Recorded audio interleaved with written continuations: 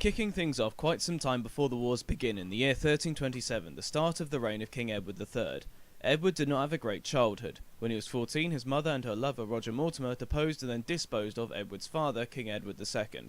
They then essentially ran the country until Edward overthrew them in a coup at the tender age of 17. He then had his mother imprisoned and Mortimer hanged. Edward would go on to rule England pretty well until his death in 1377, in the process siring 5 sons. He was determined to not let what happened to him as a young man happen to his own children, so he gave each of his sons lots of land and made them the first English dukes. These titles were, in order of precedence, the duchies of Cornwall, Clarence, Lancaster, York and Gloucester. The idea behind Edward's creation of the duchies was that it would concentrate power in the hands of the royal family and prevent rebellious lords like Mortimer from deposing kings so easily. There was just one great big throbbing problem with the plan. It didn't work. At all. The core problem was that by giving each of his sons land, Edward had afforded them a power base, and thus almost guaranteed that they would fight each other for the succession. While those lower down in the succession had long noted that the Bible only explicitly prevents coveting thy neighbour's ox, not your elder brother's throne, it was with Edward's land grants that they had access to the resources that they would need to actually eliminate the pesky rightful heirs. The problem was further compounded by the other major noble families marrying into the newly created dukes. This practically ensured that their estates would grow, as the titles and lands were passed down through the generations. However, things did not come to a head until after Edward's death. His successor and grandson, King Richard II, was constantly having to battle with his powerful uncles to retain his throne. In 1399, one of these uncles, John of Gaunt, the Duke of Lancaster and the wealthiest man in England, dies. When Gaunt's son, Henry Bolingbroke, in exile in France, tries to claim his father's estates, Richard blocks him. Thinking the matter settled, Richard then heads off to go on a military campaign in Ireland, only for Henry to invade England with a significant army in revenge. After a short military campaign, Henry captured the king and hauled him off to Pontefract Castle. This presented Henry with a bit of a quandary. He was of royal blood, being the grandson of Edward III, and thus had a decent claim to the throne. Likewise, Richard had made himself very unpopular. He had been concentrating power in his hands for quite some time, clearly intending to restrict the nobility's privileges. While this wasn't particularly bad in itself, there was a kind of an issue in the sense that Richard was a bit of a dick. He overtaxed the country with nothing to show for it, he lavished honours and wealth on favourites, and he tended to favour certain regions over others.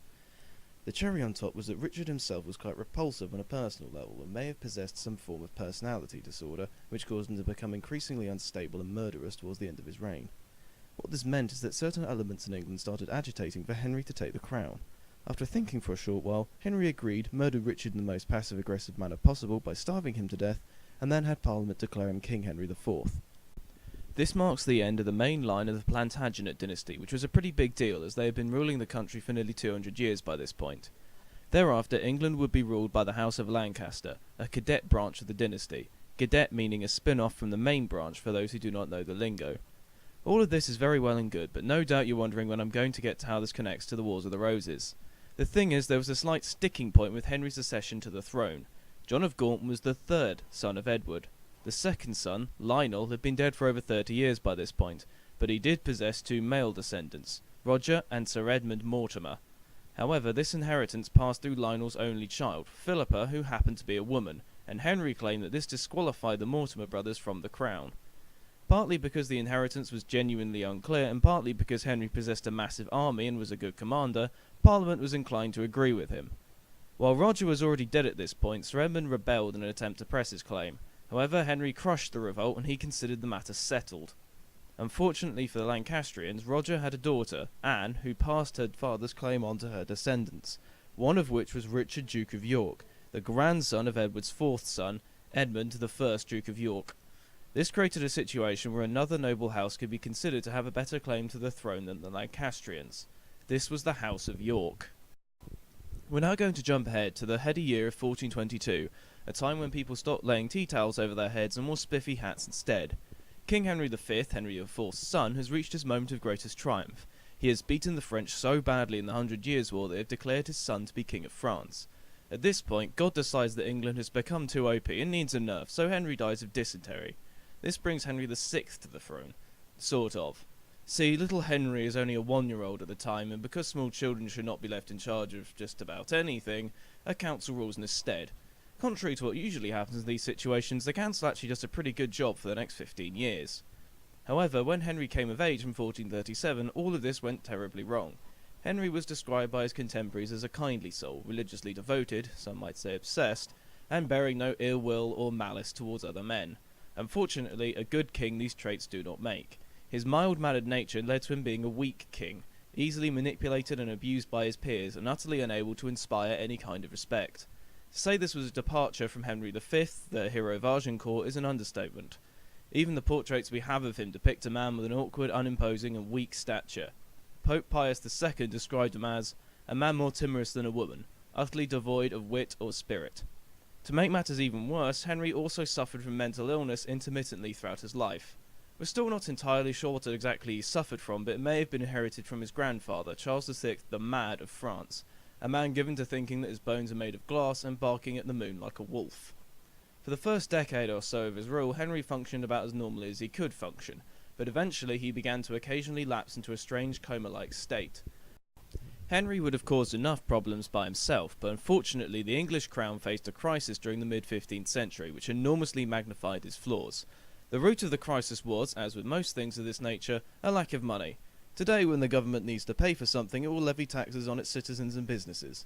However, back in the medieval period, the monarch was expected to pay for the maintenance of government through their personal income alone.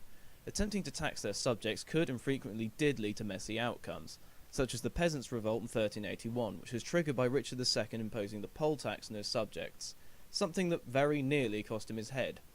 The problem was that the lands and offices owned by the crown did not produce enough revenue to properly pay for the myriad of things that they were expected to pay for. However, Henry was not entirely exempt from blame. During his reign, he gave away crown lands and offices at a frankly unprecedented rate to his favourites, dramatically reducing his income and causing his debt to balloon as more and more money was borrowed to make up for the shortfalls.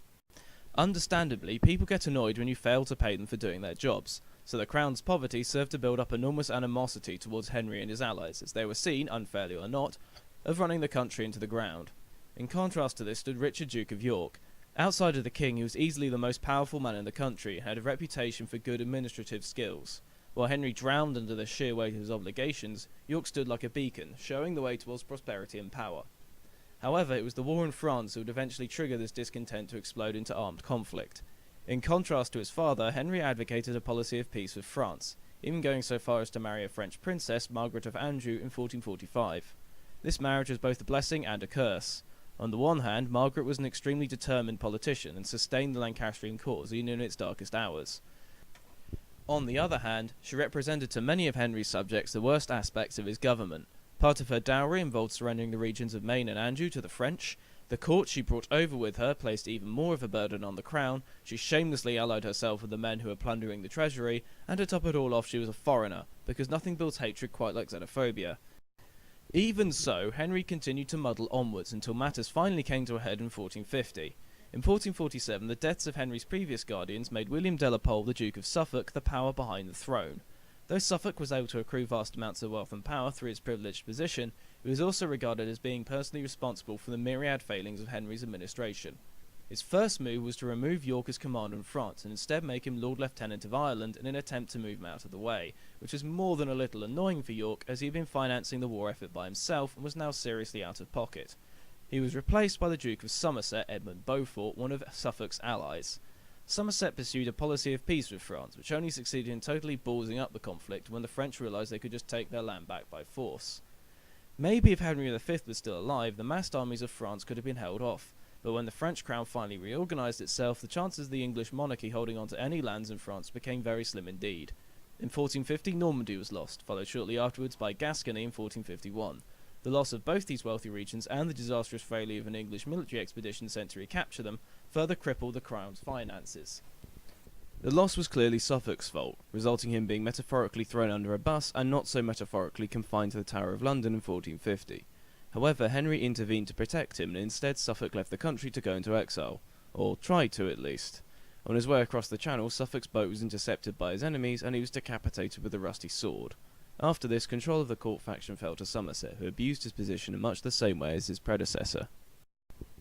However, Suffolk's execution failed to mollify the public at large, and in June 1450 the Commons of Kent and Sussex rose up in revolt, led by an Irishman named Jack Cade, and occupied London, killing several lords close to the king and looting large parts of the city in the process. After 3 days of the Crown ineffectually trying to dislodge the rebels, Londoners themselves attacked Cade's army and threw them out after a pitched battle on London Bridge, despite sympathising with their aims. Although the danger had passed, Jack Cade's rebellion demonstrated just how weak Henry's government really was. Understandably, this made York look like an increasingly attractive alternative to Henry to many people, something that both he and Henry's supporters were keenly aware of. York increasingly began to position himself as the man who should be really running the country, both out of the altruistic motive of wanting to get the kingdom back on track and the less altruistic motive of self-advancement. However, he found himself repeatedly stymied by the court faction led by Somerset. Nonetheless, he was at least comforted by the knowledge that due to Henry's lack of sons, he was considered the heir to the throne, arguably the strongest card in his hand. However, two events in 1453 would fundamentally change the game and finally ignite the simmering unrest.